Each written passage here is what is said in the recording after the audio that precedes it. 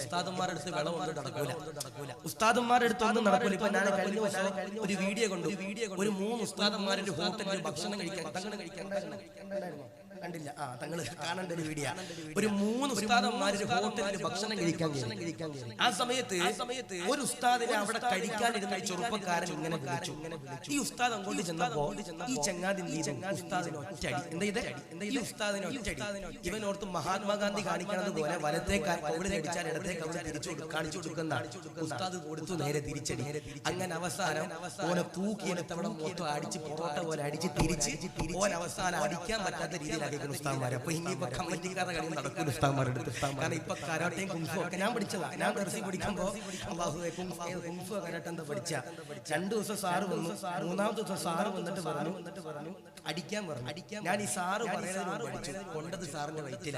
Sir എന്നെ അന്ന് തൂക്കിയിട്ട് അടിച്ചപ്പോ ഞാൻ നിർത്തിയതാണ് കുങ്ഫു. അല്ലാഹു കാത്തിരിക്കട്ടെ, അല്ലാഹു ഈമാൻ നൽകി അനുഗ്രഹിക്കുമാറാവട്ടെ. അപ്പൊ ഞാൻ പറയണത് നിങ്ങളുടെ സ്നേഹത്തിൽ പറയും, ഈ 4 കാര്യം ചെയ്യണവരാണ്. അവര് മരിക്കുമ്പോ എങ്ങനെ മരിക്കും? ഈമാനോടെ ലാ ഇലാഹ ഇല്ലല്ലാഹ് ചൊല്ലി മരിക്കും. ഞാൻ ചോദിക്കട്ടെ, മരിക്കൂല എന്ന് ചിന്തിക്കുന്ന ഏതെങ്കിലും ഒരാള് ഇവിടെ ഉണ്ടോ? ഇവിടെ ഉണ്ടോ? ആരെങ്കിലും ഉണ്ടോ?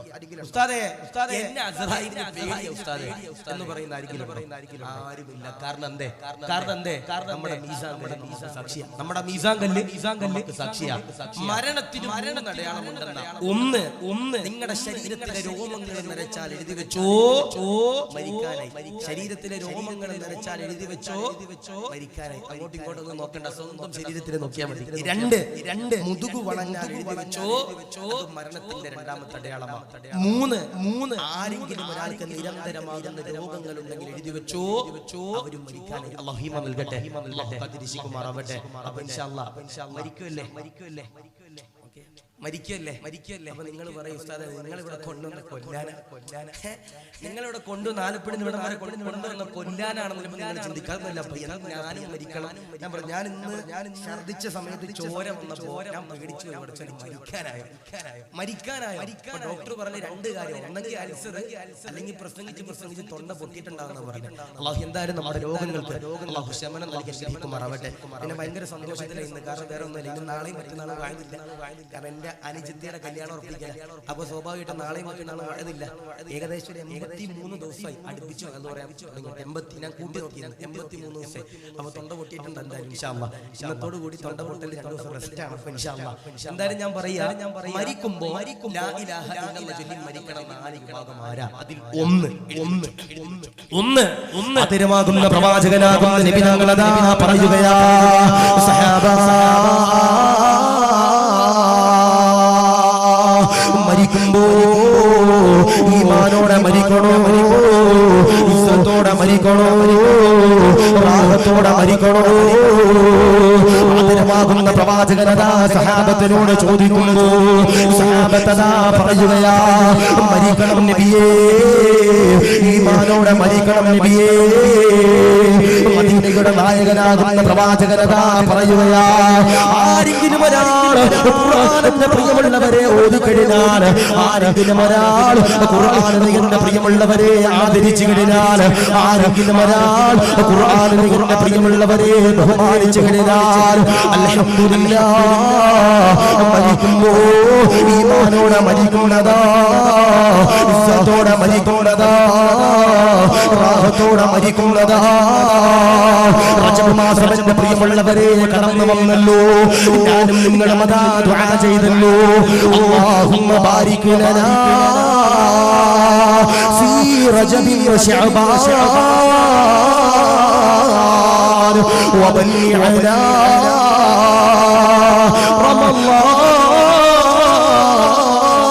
റമളാൻ.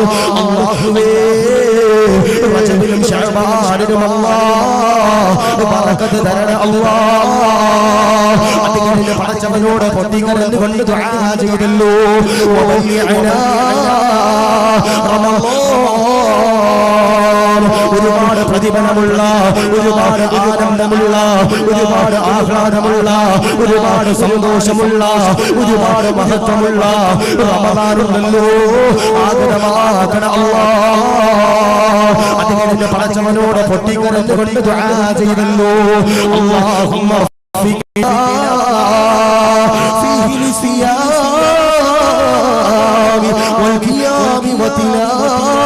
ഖുർആൻ.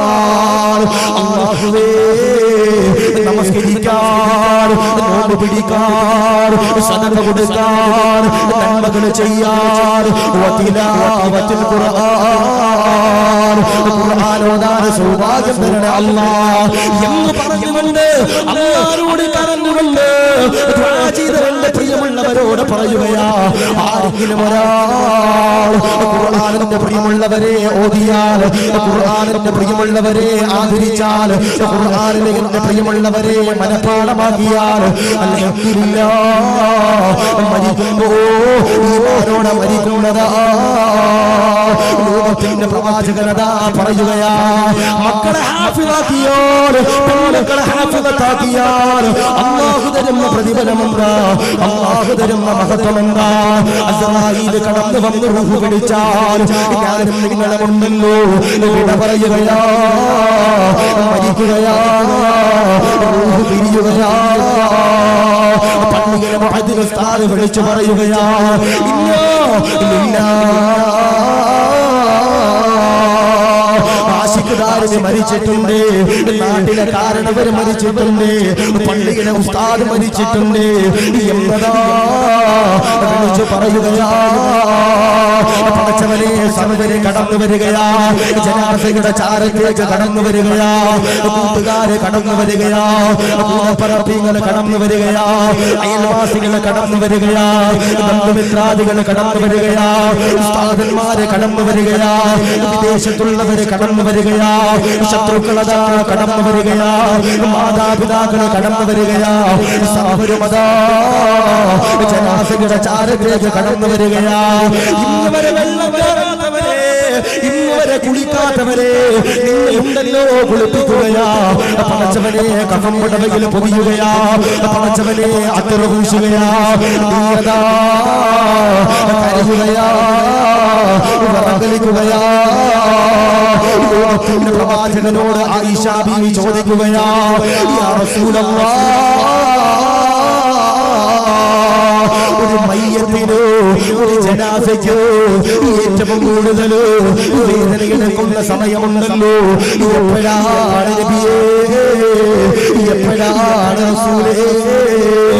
ലോകത്തിന്റെ പ്രവാചകനതാ പറയുകയാ, ലോകത്തിന്റെ പ്രവാചകനുണ്ടല്ലോ, ആയിഷ ബീവിക്ക് പറഞ്ഞു കൊടുക്കുകയാ, എന്നെയും നിങ്ങളെയും ഉണ്ടല്ലോ മരിച്ചു കഴിഞ്ഞാൽ പടച്ചവനെ സമ്പൂക്കിലേക്ക് കയറ്റുകയാ. സമ്പൂക്കിലേക്ക് കയറ്റിയിട്ട് അല്ലാഹുവിന്റെ പള്ളിയിലേക്ക് കൊണ്ടുപോകുമ്പോ, പള്ളിക്കാട്ടിലേക്ക് കൊണ്ടുപോകുമ്പോ, വീടിന്റെ ഉമ്മറപ്പടിയിലൂടെ കൊണ്ടുപോകുമ്പോ താങ്ങാൻ കഴിയൂല സഹാബ, താങ്ങാൻ കഴിയൂല ആയിഷ. പടച്ചവനെ കൊണ്ടുപോവുകയാ. ഇന്നുവരെ പള്ളി കാണാത്തവരെ, ഇന്നുവരെ പള്ളിയുടെ കാർപ്പറ്റ് കാണാത്തവരെ നിന്നേതാ പടച്ചവനെ പള്ളിയിലേക്ക് കൊണ്ടു ചെല്ലുകയാ. അവിടെ നിന്നുകൊണ്ട് പള്ളിക്കാട്ടിലേക്ക് കൊണ്ടു ചെല്ലുകയാ. അതുകൊണ്ടാണ് ജനത ഉസ്താദ് പാടി പറഞ്ഞത്, കബറം കേട്ടാൽ ദർശനം ലഭിക്കേണ്ടതാ, കണ്ടാലുടങ്ങുക വിട്ടു നീ കരയേകനാ,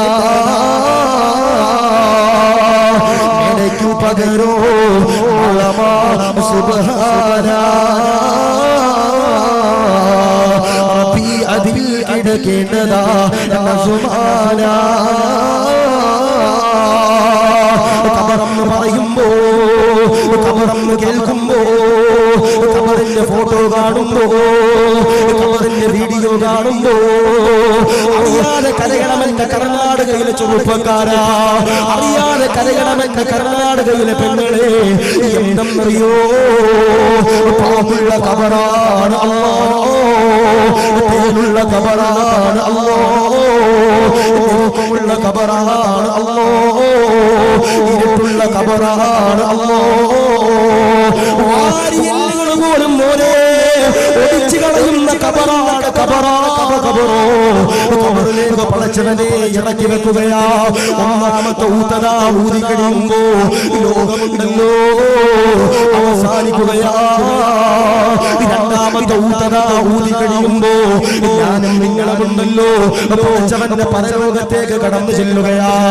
ചെമ്പിന്റെ ചറയാണ് കിലോമീറ്റർ കണക്കാണ് ദൂരെ നിൽക്കുന്ന സൂര്യനുണ്ടല്ലോ തലയുടെ തൊട്ടുമുകളിലോ വന്നുകൊണ്ട് കത്തിച്ചൊലിക്കുകയാ. ഞാനും നിങ്ങളുമുണ്ടല്ലോ കരയുകയാ, കുളിക്കുകയാ. അള്ളാഹുവോട് കരഞ്ഞുകൊണ്ട് ചോദിക്കുകയാ, സ്വർഗമാണോ നരകമാണോ കൗസറാണോ നന്മയുടെ പ്രതിഫലമാണോ തിന്മയുടെ പ്രതിഫലമാണോ എന്ന് പറഞ്ഞുകൊണ്ട് കരയുമ്പോ രണ്ടുപേര് അള്ളാഹുവിന്റെ പരലോകത്തിൽ ഇങ്ങനെ കടന്നു വരികയാ. അവരുടെ പ്രത്യേകത എന്താ? അവരുടെ തലയിലുണ്ടല്ലോ താജുൽ വഖാർ, സൂര്യനെക്കാള് പ്രഭയുള്ള കിരീടമാ. അവരിങ്ങനെ പട്ടിന്റെ വസ്ത്രം ധരിച്ചിരിക്കുകയോ അള്ളാഹുവോട് കരഞ്ഞുകൊണ്ട് ചോദിക്കുകയാ, അവരാരാ അവരാരാ? അള്ളാഹ് പറയുകയാ, മക്കളെ ഖുർആൻ പഠിപ്പിച്ചവരാ, മക്കളെ ഹാഫിളാക്കിയവരാ, പെൺമക്കളെ ഹാഫിളത്താക്കിയവരാ. അവർക്ക് കിട്ടുന്ന പ്രതിഫലമാണെന്ന് പറയുമ്പോ എന്റെ പ്രിയമുള്ളവരെ, കർണാടകക്കാരെ, ആ ഖുർആനിനെ ആരെങ്കിലും ഒരാൾ സ്നേഹിച്ചു കഴിഞ്ഞാൽ, ആദരിച്ചു കഴിഞ്ഞാൽ അൽഹംദുലില്ലാഹ് മരിക്കുമ്പോ ഈമാനോട് ഇസ്സത്തോടെ മരിക്കാൻ കഴിയുമെന്ന് ലോകത്തിന്റെ പ്രവാചകനെ മുഹമ്മദ് മുസ്തഫ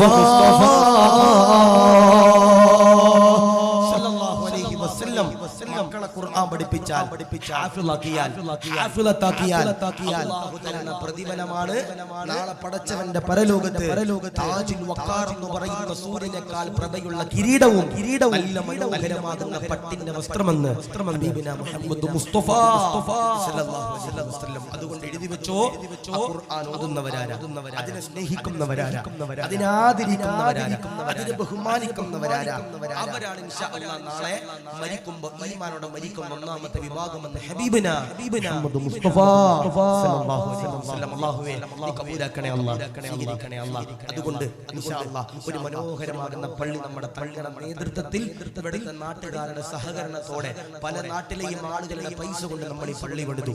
ഞാൻ പറയാ പള്ളി വെറുതെ പണിതിട്ടാ പോരാ, അവിടെ ഇബാദത്ത് ചെയ്യണം.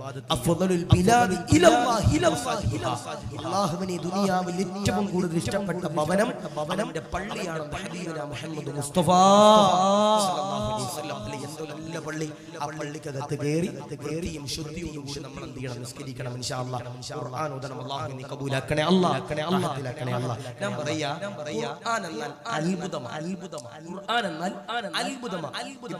ഇപ്പോ മലബാർ ഭാഗത്തൊക്കെ പറയുന്ന ഒരു വാക്കുണ്ട്, നനച്ചുകുളി. എന്താ പറയണേ? നനച്ചുകുളി. നിങ്ങളുടെ നാട്ടിലൊക്കെ പറഞ്ഞാൽ റമദാനിന് മുമ്പ് പള്ളിയും വീടുകളും ഒക്കെ ക്ലീൻ ചെയ്യുന്ന ഒരു ദിവസമുണ്ട്. പള്ളിയും വീടുകളും ഒക്കെ ക്ലീൻ ചെയ്യുന്ന ഒരു ദിവസം ഇവിടെ ഉണ്ടോന്ന് എനിക്കറിയില്ല. ഞാൻ നിങ്ങളോട് സ്നേഹത്തിന് പറയാ, നമ്മള് ഒരു 2-3 വർഷം കഴിയുമ്പോ ഈ പള്ളിക്കകത്ത് ഏറ്റവും കൂടുതൽ പൊടിയുള്ളത് എവിടാൻ നോക്കണം. ഈ പള്ളിക്കകത്ത് ഏറ്റവും കൂടുതൽ പൊടിയുള്ളത് എവിടാൻ നോക്കണം. നമ്മുടെ ഉസ്താദിന്റെ മുറിയിലാണോ, കാർപ്പറ്റിലാണോ, ഫാനിലാണോ, ടെറസിലാണോ, ടൈൽസിലാണോ, എവിടാൻ നോക്കണം. എന്റെ പ്രിയപ്പെട്ടവർ, അവിടെ ഒന്നും പൊടി ഉണ്ടാകൂല. ഖുർആൻ ഇരിക്കണ ഷെൽഫിലായിരിക്കും ഏറ്റവും കൂടുതൽ പൊടി ഉണ്ടാകുക. കാരണം എന്തേ? പലരും ഇന്ന് ഖുർആൻ തൊടാൻ മടിച്ചിട്ട് അവർ ഇങ്ങനെ മാറാലെയും മറ്റു പൊടികളും ഇങ്ങനെ അടിച്ചിരിക്കും. അല്ലാഹു നൽകട്ടെ, അല്ലാഹു കാത്തിരിക്കട്ടെ. ഞാന് ഒരു പള്ളിയിൽ ചെന്നിട്ട് ഇങ്ങനെ ഖുർആൻ എടുത്ത് ഓതാൻ നോക്കുമ്പോ യാസീൻ സൂറത്തിന്റെ അകത്ത് ഒരു മുബീന് ഒരു പല്ലി ചത്തിടക്കാം. ഈ ഖുർആൻ ഇങ്ങനെ തുറന്നു നോക്കുമ്പോ യാസീൻ സൂറത്തിൽ ഒരു മുബീനിൽ ഒരു പല്ലി ഇങ്ങനെ മുട്ടം കൊടുത്ത് ഇങ്ങനെ ചത്തി കിടക്കാം. അല്ലാഹു നൽകട്ടെ, അല്ലാഹു കാത്തിരിക്കട്ടെ. നമ്മൾ വല്ലപ്പോഴും ഖുർആൻ എന്ത് ചെയ്യണം? എടുത്തോതണം. ഇപ്പോ ഈ വീട് താമസത്തിന്റെ നമ്മളൊരു പുതിയ വീട് വെച്ചത് താമസിക്കുന്നതെന്ന് എന്ത് ചെയ്യും? നിങ്ങൾ തങ്ങൾ വിളിച്ചിട്ട് പറയും തങ്ങളുടെ ബർക്കത്ത് തങ്ങളുടെ കൈ കൊണ്ട് തുറക്കാൻ പറയും. പറയൂലേ? ഇപ്പൊ നേരത്തെ നമ്മുടെ പള്ളി ബഹുമാനപ്പെട്ട താക്കോൽ ഉസ്താദ് നമുക്ക് തുറന്ന് ഉദ്ഘാടിച്ചു എന്ന് പറഞ്ഞതുപോലെ നമ്മൾ എന്ത് ചെയ്യും? സയ്യിദ് അബൂകളെ വിളിച്ചിട്ട് എന്ത് ചെയ്യും? നമ്മൾ ഈ താക്കോല് കൊണ്ട് വീട് തുറപ്പിക്കും. വീട് തുറപ്പിക്കുമ്പോൾ ഈ വീടിന്റെ ഉടമസ്ഥൻ എന്ത് ചെയ്യും? പഠിച്ചവനെ കയ്യിൽ ഒരു ഖുർആനൊക്കെ പിടിച്ചിട്ട് സുബഹിയുടെ സമയത്ത് എന്ത് ചെയ്യും? വീടിന്റെ അകത്തോട്ട് കയറും. വീടിന്റെ അകത്തോട്ട് കയറിയിട്ട് ആ ഷെൽഫിന്റെ അകത്ത് ഈ ചങ്ങാതി അന്ന് വലിയ വെച്ചതാ ഖുർആൻ. പിന്നെ കൈ കൊണ്ട് തൊട്ടിട്ടുണ്ടാവില്ല. അല്ലാഹു നൽകട്ടെ, അല്ലാഹു കാത്തിരിക്കട്ടെ. ഇവൻ ആ ഖുർആനിന്റെ മുമ്പിൽ കൂടെ നടക്കുമ്പോൾ ഓടുമ്പോഴൊക്കെ ഖുർആൻ പറയടാ എന്നെ നോക്കടാ, എടാ എന്നെ നോക്കടാ, എടാ എന്നെ ഒന്ന് നോക്കടാ എന്ന് പറഞ്ഞിട്ട് ഓടിപ്പോണ ചങ്ങാതിമാർ അല്ലാഹു കാത്തിരിക്കട്ടെ. ഞാൻ പറയാ ഖുർആനിനെ സ്നേഹിക്കുന്നവർ, ആദരിക്കുന്നവർ, ബഹുമാനിക്കുന്നവർ എഴുതി വെച്ചു. ഇൻഷാ അല്ലാഹ് മരിക്കുമ്പോ ലാ ഇലാഹ ഇല്ലല്ലാഹ് ചൊല്ലി മരിക്കുമ്പോൾ അല്ലാഹു കബൂലാക്കട്ടെ, സ്വീകരിക്കുമാറാവട്ടെ. ഖുർആൻ എന്നാൽ അത്ഭുതങ്ങളുടെ കലവറയാണ്. കൈവേദന, കാലുവേദന, മുട്ടുവേദന. ഇനിയിപ്പോ റമളാൻ വരിക, ചില ആളുകളൊക്കെ ഉസ്താദുമാരെ വിളിച്ചിട്ട് ചോദിക്കുന്ന ഒരു മസലയുണ്ട്. ഉസ്താദേ റമളാനാ ഉസ്താദേ, ഇരുന്ന് നിസ്കരിച്ചോട്ടെ, കാലിൽ ചെറിയൊരു കൊതുക് കുത്തി ഉസ്താദേ, കുരു വന്നു ഉസ്താദേ, സുജൂദ് ചെയ്യാൻ മുട്ടു വെക്കാൻ പറ്റൂല ഉസ്താദേ എന്ന് പറയുന്ന ചില ചങ്ങാതിമാര്, ചില താത്താമാരുണ്ട്. 4 പെറ്റു ഉസ്താദേ, 5 പ്രസവിച്ചു ഉസ്താദേ, അതുകൊണ്ട് സുജൂദ് ചെയ്യാൻ ഉസ്താദേ പറ്റൂല, നടുവ് മടങ്ങൂല ഉസ്താദേ എന്ന് പറയുന്ന ചില താത്താമാരുണ്ട്. ഇവരുടെ മുമ്പിൽ ഒരു സ്വർണ്ണത്തിന്റെ ഇട്ട് കൊടുത്താൽ ഒരു കുനിഞ്ഞെടുക്കൂലേ? എടുക്കും. ഈ മുട്ടുമടങ്ങൂൽ എന്ന് പറയുന്ന ചില വാപ്പമാരുടെ മുമ്പിൽ 500 നോട്ടിട്ട് കൊടുത്ത് എങ്ങനെയെങ്കിലും കുനിഞ്ഞെടുക്കൂലേ? എടുക്കും. പക്ഷേ അല്ലാഹുവിന്റെ പള്ളിയിൽ സുജൂദ് ചെയ്യാൻ, വീട്ടിൽ സുജൂദ് ചെയ്യാൻ നമ്മളെ പ്രിയപ്പെട്ടവരെ കഴിയണില്ല. മുട്ടുവേദന, കാലുവേദന, സന്ധിവേദന, ജോയിന്റുകൾക്ക് വേദന. ഈ വേദനയുള്ളവര് ഏത് സൂറത്ത് ഓതണ്ടേ? സൂറത്തുൽ ളുഹ. സൂറത്തുൽ ളുഹ. ബിസ്മില്ലാഹിർ റഹ്മാനിർ റഹീം. വൽളുഹാ വല്ലൈലി ഇദാ സജാ മാ വദ്ദഅക റബ്ബുക വമാ ഖലാ.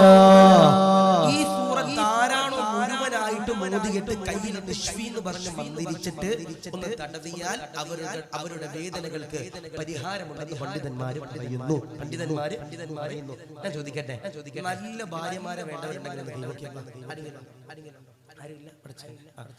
അങ്ങോട്ട് കാണാൻ പറ്റുന്നില്ല. നീ പെണ്ണ് കെട്ടിയിട്ടുണ്ടാവില്ല, അല്ലാഹു നൽകട്ടെ. ഞാൻ കഴിഞ്ഞ ദിവസം ഒരു സ്ഥലത്ത് ചോദിച്ചു, കാസർഗോഡ് സ്ഥലത്ത് ചോദിച്ചു, നല്ല ഭാര്യമാരെ വേണ്ടവര് കൈവക്കാൻ. അല്ലാഹുവേ കുറെ പേര് പൊക്കി, അതിൽ 90% പെണ്ണ് കെട്ടിയവർ. അല്ലാഹു നൽകട്ടെ, അല്ലാഹു കാത്തിരിക്കുമാറാവട്ടെ. അപ്പൊ കെട്ടിക്കഴിഞ്ഞിട്ട് പെട്ടെന്ന് പറഞ്ഞിട്ട് കാര്യമില്ല. ഇനി ഞാൻ ചോദിക്കട്ടെ,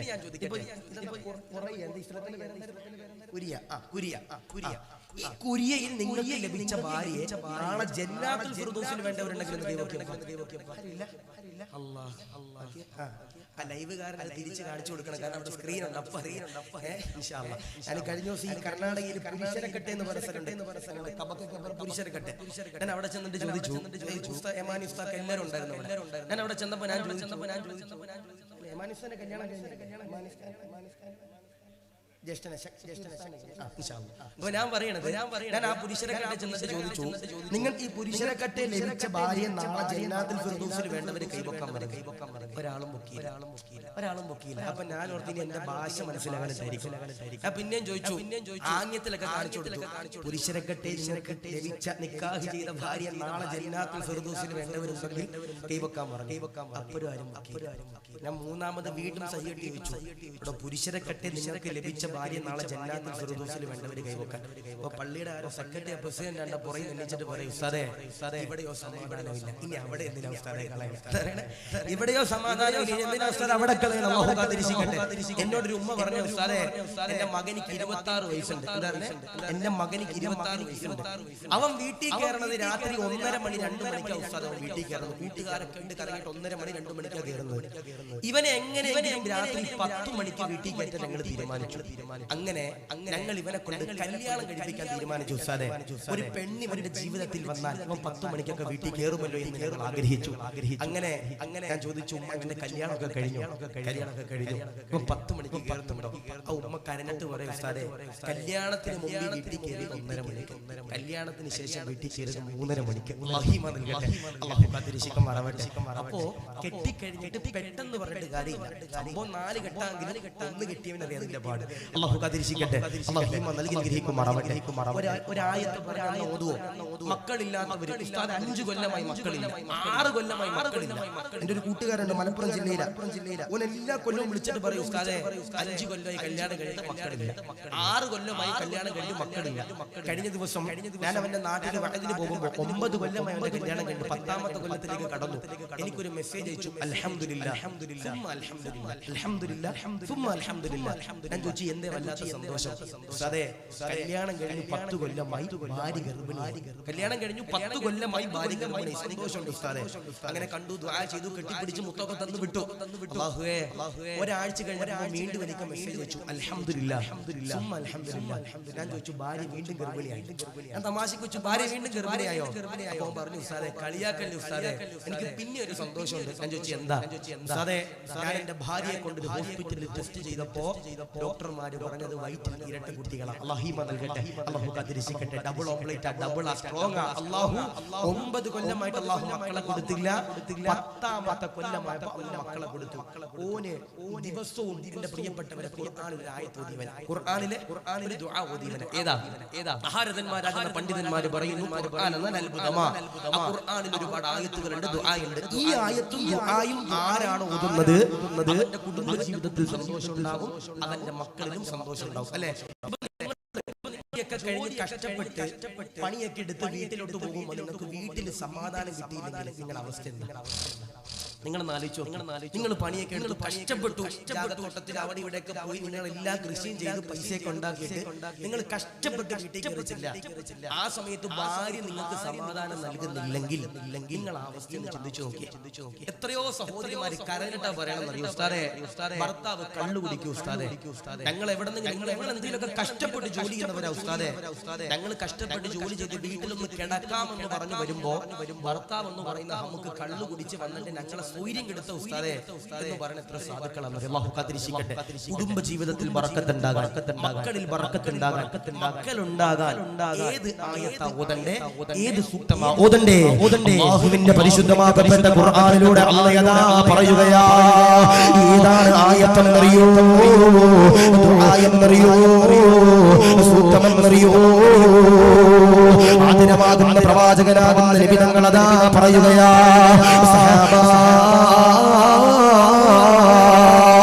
ആരെങ്കിലും ഒരാൾ ഖുർആൻ ഓതിയാൽ മരിക്കുമ്പോ ഈമാനോടെ മരിക്കുമെന്ന് എന്റെ പ്രിയമുള്ളവരെ പറയുമ്പോ ഏതാണ് ദുആ എന്നറിയോ? ആയത്തെന്നറിയോ? 6000-ഓളം ആയത്തുകളുള്ള അല്ലാഹുവിന്റെ ഖുർആനുണ്ടല്ലോ.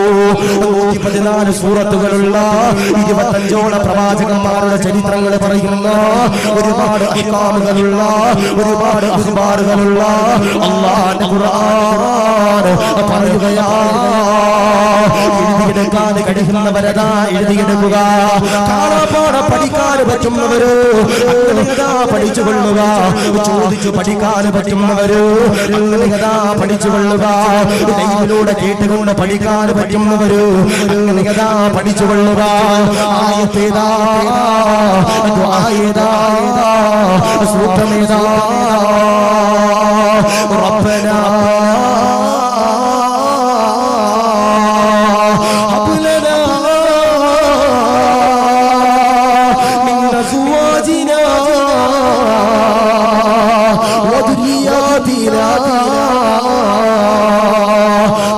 أعين وجعلنا للمتقين إماما. ഈ പറയുന്ന ആയത്തുണ്ടല്ലോ, ഈ പറയുന്ന സൂക്തമുണ്ടല്ലോ, ഈ പറയുന്ന ദുആ ഉണ്ടല്ലോ. ആരെങ്കിലും ഒരാൾ ദുആ ചെയ്താൽ ഓതിക്കഴിഞ്ഞാൽ അവന്റെ കുടുംബ ജീവിതത്തിലോ അവന്റെ മക്കൾ അവന്റെ ദാമ്പത്തിക ജീവിതത്തിലോ അല്ലാഹു പടച്ചതമ്പുരാൻ ബറക്കത്ത് തരുന്നതാ. അതുകൊണ്ട് എല്ലാവരും ഒരു ആമീൻ പറഞ്ഞു. റബ്ബനാ ഹബ് ലനാ മിൻ അസ്വാജിനാ وأزواجنا وذرياتنا قرة أعين واجعلنا للمتقين إماما. നിറഞ്ഞിരിക്കുന്ന നൂറുകണക്കാന പാപങ്ങളുടെ കുടുംബ ജീവിതത്തിലോ മക്കളിലോ ദാമ്പത്തിക ജീവിതത്തിലോ ബറക്കത്ത് കൊടുക്കണേ അല്ലാഹ്, സന്തോഷം കൊടുക്കണേ അല്ലാഹ്. ഒരു വേദനിപ്പിക്കുന്ന ചരിത്രത്തിലേക്ക് കടക്കാൻ പോകുകയാ. ഒരു ഗുണമാനമുള്ളോ ഈമാൻ വരുന്നു, ഇഖ്ലാസ് വരുന്നു, പടച്ചവനോട് സ്നേഹം വരുന്ന ഒരു ചരിത്രമാണ് സയ്യിദുനാ ഉസ്മാൻ ഇബ്നു അഫ്ഫാൻ. ഉസ്മാൻ തങ്ങളുടെ ചരിത്രമാണ്. ഉസ്മാൻ തങ്ങൾ ആരോ? ഉസ്മാൻ തങ്ങൾ ഒരിക്കലൊരു ഖബറിന്റെ ചാരത്തുകൂടി നടന്നു പോകുന്നു. ഉസ്മാൻ തങ്ങളതാ കരയുകയാ, സങ്കടപ്പെടുകയാ. സഹാബത്ത് കടന്നു വരികയാ. സഹാബത്ത് ഓടി വന്ന് ചോദിക്കുകയോ, എന്തിനാ കരയുന്നത്, എന്തിനാ സങ്കടപ്പെടുന്നത്, എന്തിനാ വിലഹിക്കുന്നത്? ഉസ്മാൻ തങ്ങൾ പറയുകയാ, ഈ ഖബറിലേക്ക് എന്നെയതാ ഇറക്കി വെച്ചാൽ, ഈ ഖബറിലേക്ക് എന്നെയതാ ഖബറിലേക്ക് കഴിഞ്ഞാൽ, ഈ ഖബറിൽ ഞാൻ ഒറ്റയ്ക്ക, കൂട്ടുകാരില്ല, കൂടെ പറപ്പികളില്ല, അയൽവാസികളില്ല, ശത്രുക്കളില്ല, ബന്ധുമിത്രാദികളില്ല എന്ന് പറഞ്ഞുകൊണ്ട് കരഞ്ഞിരുന്ന ഉസ്മാൻ തങ്ങള് ഇസ്ലാമിന്റെ ഖലീഫയുടെ പ്രിയമുള്ളവരെ ആകുകയാ. ഉസ്മാൻ തങ്ങൾ ഖലീഫയാകുമ്പോ ഉസ്മാൻ തങ്ങളെ അതാ കൊല്ലാൻ ശത്രുക്കളെ പ്രിയമുള്ളവരെ ഊരി പിടിച്ച കടാരയായി കടന്നു വരികയാ. ഉസ്മാൻ തങ്ങള് പടച്ചവനെ കടന്നു വരുമ്പോ ഉസ്മാൻ തങ്ങളെ കൊല്ലാനായിട്ട് ശത്രുക്കളെ പ്രിയമുള്ളവരെ കടന്നു വരുമ്പോ നാദാ ഉസ്മാൻ തങ്ങളുടെ ഭാര്യയുടെ പ്രിയമുള്ളവരെ വീടിന്റെ വാതിലുണ്ടല്ലോ അടച്ചിടുകയാ, കുത്തിയിടുകയാ. ഉസ്മാൻ തങ്ങളുടെ ഭാര്യതാ കരയുകയാ, അമ്മാനോട് കരഞ്ഞുകൊണ്ട് ദുആ ചെയ്യുകയോ, അല്ലാഹുവേ പടച്ചവനെ രക്ഷിക്കണേ അല്ലാഹ്, കാക്കണേ അല്ലാഹ്, സമാധാനം തരണേ അല്ലാഹ്. ഉസ്മാൻ തങ്ങൾ പതറുന്നില്ല, ഉസ്മാൻ തങ്ങൾ തളരുന്നില്ല, ഉസ്മാൻ തങ്ങൾ കരയുന്നില്ല, ഉസ്മാൻ തങ്ങൾ വിറക്കുന്നില്ല. ഉസ്മാൻ തങ്ങൾ പടച്ചവനെ തമ്പുരാനെ നോമ്പുണ്ടല്ലോ പിടിക്കുകയാ, സുന്നത്ത് നോമ്പ് നോറ്റുകയാ, ഒന്നാമത്തെ ദിവസം അതാ നോറ്റുകയാ. പടച്ചവനെ ഇബാദത്ത് ചെയ്യുകയാ, പടച്ചവനെ നിസ്കരിക്കുകയാ. മഗ്‌രിബിന്റെ സമയമാകുമ്പോ നോമ്പ് തുറക്കാൻ ഭക്ഷണമില്ല, വെള്ളമില്ല, പഴങ്ങളില്ല. രണ്ടാമത്തെ ദിവസം അതാ കടന്നു വരികയാ. ഉസ്മാൻ തങ്ങള് പടച്ചവനെ നോമ്പെടുക്കുകയാ. മഗ്‌രിബിന്റെ സമയമാകുമ്പോ കഴിക്കാൻ ഭക്ഷണമില്ല, കുടിക്കാൻ വെള്ളമില്ല. മൂന്നാമത്തെ ദിവസം അതാ കടന്നു വരികയാ. ഉസ്മാൻ തങ്ങളതോ നോമ്പെടുക്കുകയാ.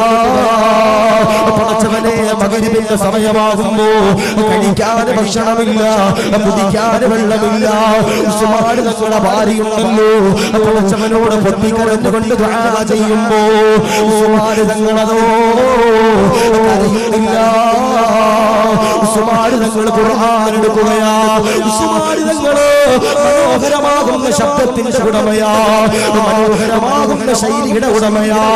സയ്യിദുനാ ഉസ്മാൻ ഇബ്നു അഫ്ഫാൻ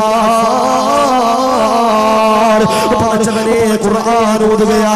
ഉസ്മാൻ തങ്ങളുടെ ചാരത്തേക്ക് ഭാര്യയുണ്ടല്ലോ കടന്നു വരികയാ. ഉസ്മാൻ തങ്ങൾ ഖുർആൻ ഓതുമ്പോ ഉസ്മാൻ തങ്ങളുടെ ശബ്ദമുണ്ടല്ലോ വീടിന്റെ പുറത്തേക്ക് കടന്നു പോകുകയാ. ശത്രുക്കളെ പ്രിയമുള്ളവരെ കേൾക്കുകയാ. അവരതാ പരസ്പരം പറയുകയാ, ഉസ്മാന് പേടിയില്ല, ഉസ്മാന് തളർച്ചയില്ല, ഉസ്മാന് വിറങ്ങലിക്കുന്നില്ല. ഉസ്മാനെ കൊല്ലണമല്ലോ, ഉസ്മാനെ അറുക്കണമല്ലോ, ഉസ്മാനെ വെട്ടണമല്ലോ എന്നതാ പറയുകയാ. ഊരി പിടിച്ച കടാര എടുക്കുകയാ, വീടിന്റെ വാതിൽ പൊളിക്കുകയാ. ഉസ്മാൻ തങ്ങളുടെ നേരെയുണ്ടല്ലോ ശത്രുക്കളതാ ഊരി പിടിച്ച കടാരി എടുത്തുകൊണ്ട് കടന്നു വരുമ്പോ ഉസ്മാൻ തങ്ങളുടെ ഭാര്യയുടെ പ്രിയമുള്ളവര് ഉസ്മാൻ തങ്ങളെ കൊല്ലാനും കൊന്ന ശത്രുക്കളുടെ കടാരിയിലേക്ക് പിടിക്കുകയാ.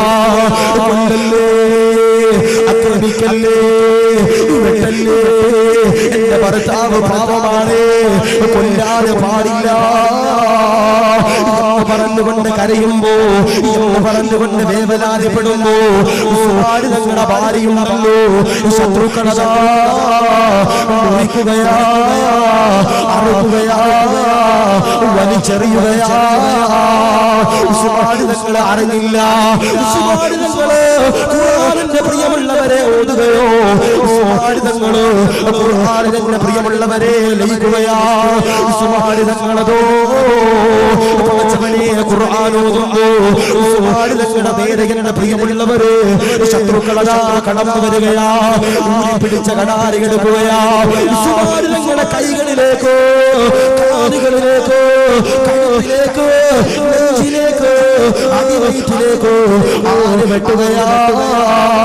ഇസ്ലാമിന്റെ ധീര പോരാളിയുണ്ടല്ലോ ഒരു പർവ്വതം ഇങ്ങനെ തകർന്ന് വീഴുന്നത് പോലെ വീഴുകയാ. കയ്യിലിരിക്കുന്ന ഖുർആനുണ്ടല്ലോ നെഞ്ചത്തോട് ചേർത്ത് പിടിക്കുകയാ. ഉസ്മാൻ തങ്ങളെ പുഞ്ചിരിക്കുകയാ. എന്നിട്ടതാ പറയുകയാ, ഇല്ലാ ഇലാഹ ഇല്ലല്ലാഹ് പറഞ്ഞുകൊണ്ട് ഉസ്മാൻ തങ്ങള് പുഞ്ചിരിച്ചുകൊണ്ട് വിട പറയുമ്പോ എന്തുകൊണ്ടാ ഉസ്മാൻ തങ്ങള് ഖുർആൻ ഓതി വരാ, ഉമർ തങ്ങള് ഖുർആൻ ഓതി വരാ, അബൂബക്കർ തങ്ങള് ഖുർആൻ ഓതി വരാ, അലിയാർ തങ്ങള് ഖുർആൻ ഓതി വരാ, ബിലാൽ തങ്ങള് ഖുർആൻ ഓതി വരാ.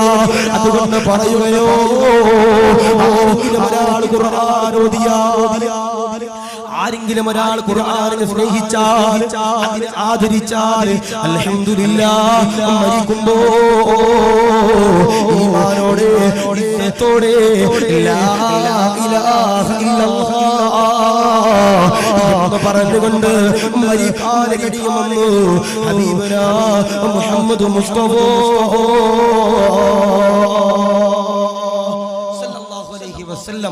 ഉസ്മാൻ തങ്ങള് ഈ ലോകത്ത് നിന്ന് വിട പറഞ്ഞത് മരിക്കുമ്പോ ലാ ഇലാഹ ഇല്ലല്ലാഹ് ചൊല്ലിയിട്ടാണ് ചരിത്രങ്ങൾ രേഖപ്പെടുത്തുമ്പോ ഉസ്മാൻ തങ്ങൾ മരിക്കണ സമയത്ത് ഖുർആൻ ഓതി വരാ. ഉസ്മാൻ തങ്ങള് ഈ ലോകത്ത് നിന്ന് വിട പറഞ്ഞപ്പോ ഖുർആൻ ഓതി വരാ. അതുകൊണ്ട് നിങ്ങളോട് സ്നേഹത്തിൽ പറയാ, ഉമർ തങ്ങളും അബൂബക്കർ തങ്ങളും അലിയാർ തങ്ങളും സൽമാൻ തങ്ങളും ബിലാൽ തങ്ങളും ലോകത്തിന്റെ പ്രവാചകൻ നബി മുഹമ്മദ് മുസ്തഫ സല്ലല്ലാഹു അലൈഹി വസല്ലം തങ്ങളടക്കം ഖുർആൻ ഓതി വരാ. അതിനെ സ്നേഹിച്ചവരാ, അതിനെ ആദരിച്ചവരാ. അതുകൊണ്ട് പറയാ, ഖുർആൻ ഓതുമ്പോ എന്റെ പ്രിയപ്പെട്ട സഹോദരങ്ങളെ നിങ്ങൾ നാളെ മരിക്കുമ്പോൾ ഈമാനോടെ മരിക്കുമെന്ന് ഹബീബന മുഹമ്മദ് മുസ്തഫ സല്ലല്ലാഹു അലൈഹി വസല്ലം. ഞാൻ ചോദിക്കട്ടെ, ഒരു ദിവസം ഒരു പേജ് ഖുർആനെങ്കിലും ഓതുന്നവരുണ്ടെങ്കിൽ ഒന്ന് കൈവയ്ക്കുക. ആരെങ്കിലും ഉണ്ടോ? 1 2 3 4 5 6 7 അൽഹംദുലില്ലാ അൽഹംദുലില്ലാ അൽഹംദുലില്ലാ. അല്ലാഹു സ്വീകരിക്കട്ടെ. കുറച്ച് പേരൊന്നും കേട്ടില്ല. ഞാൻ പറയാ ഒരു പേജ് ഒരായത്തെങ്കിലും ഞാനെങ്കിലും ഓതിയിട്ട് കിടക്കണം. അല്ലാഹു ഈമാൻ നൽകട്ടെ, അല്ലാഹു സ്വീകരിക്കട്ടെ. എത്ര തിരക്കാണെങ്കിലും വണ്ടിയിലാണെങ്കിൽ ഖുർആനിൽ അല്ലേ, ഓതാ മൊബൈലിൽ ഖുർആൻ ആപ്ലിക്കേഷൻ അല്ലേ, ചെറിയ ഖുർആൻ കിട്ടാറുണ്ട്. നമ്മളെ കൊണ്ട് ഓതാൻ എങ്ങനെയൊക്കെ പറ്റും അങ്ങനെയൊക്കെ നമുക്ക് ഓതാൻ കഴിയും. ഞാൻ നിങ്ങളോട് സ്നേഹത്തിൽ പറയാ, നമുക്കറിയാവുന്ന ഒരായത്തെങ്കിലും നമ്മൾ ഒരു ദിവസം എന്റെ പ്രിയപ്പെട്ടവരെ ഓതിയിട്ട് കിടക്കണം. അല്ലാഹു സ്വീകരിക്കട്ടെ, അല്ലാഹു കബൂലാക്കട്ടെ, കബൂലാക്കട്ടെ. അപ്പൊ ഇൻഷാ അല്ലാഹ് ഇന്നത്തെ ദിവസം ഒരു തീരുമാനമെടുക്കണം. ഉസ്താദേ ഖുർആൻ ഓതാതെ കിടക്കൂല എന്നൊരു തീരുമാനം ഇൻഷാ അല്ലാഹ് ഞാൻ നിങ്ങളും എടുക്കണം. അങ്ങനെ തീരുമാനമെടുത്താൽ അതിനെ ഊതിയാൽ ആദരിച്ചാൽ അതിനെ ബഹുമാനിച്ചാൽ മരിക്കുമ്പോൾ ഈ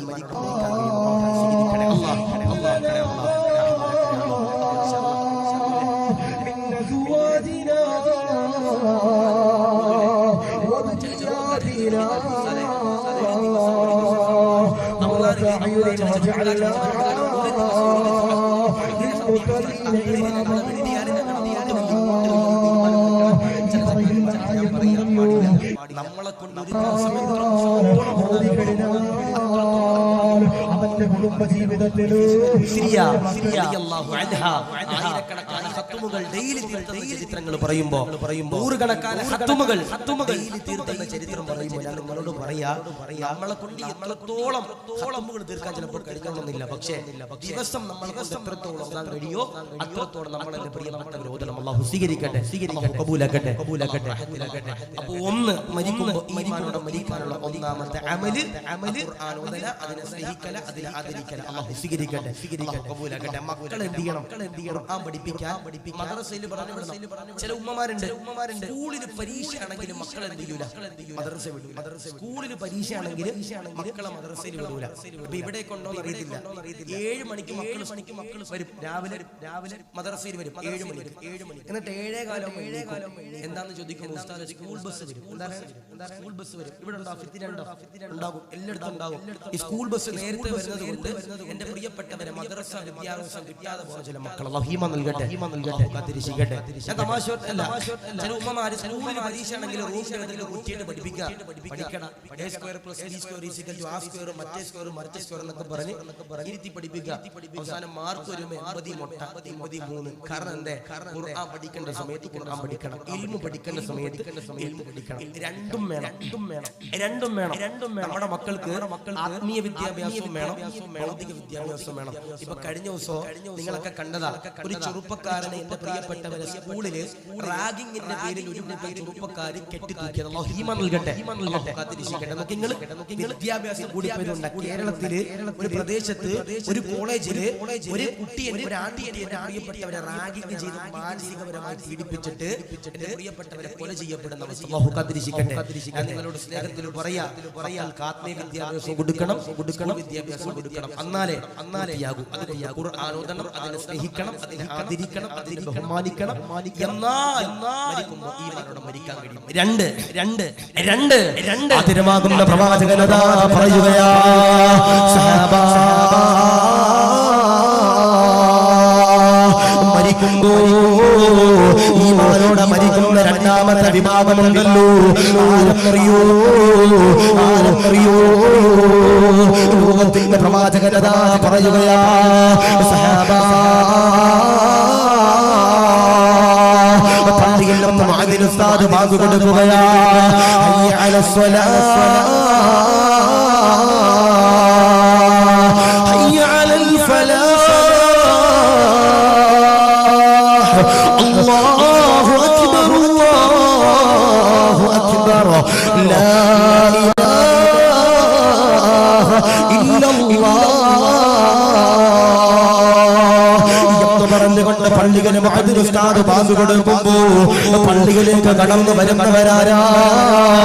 ഇബാദത്ത് ചെയ്യുന്നവരാരാ? നമസ്കരിക്കുന്നവരാരാ? ഇഖ്ലാസോടെ ഇബാദത്ത് ചെയ്യുന്നവരാരാ? പടച്ചവനെ പേടിച്ചുകൊണ്ട് നിസ്കരിക്കുന്നവരാരാ? അവരാണ് മോനെ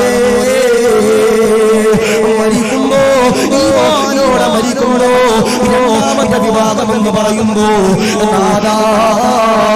കബൂലാക്കണ അല്ലാഹ്. ലോകത്തിന്റെ പ്രവാചകനതാ പറയുകയാ, ലോകത്തിന്റെ പ്രവാചകനുണ്ടല്ലോ, ആയിരക്കണക്കാന സഹാബത്തിനോട് പറയുകയാ, ഖുർആൻ ഓതിയിട്ട് പറയുകയാ, ഏതെന്നറിയോ?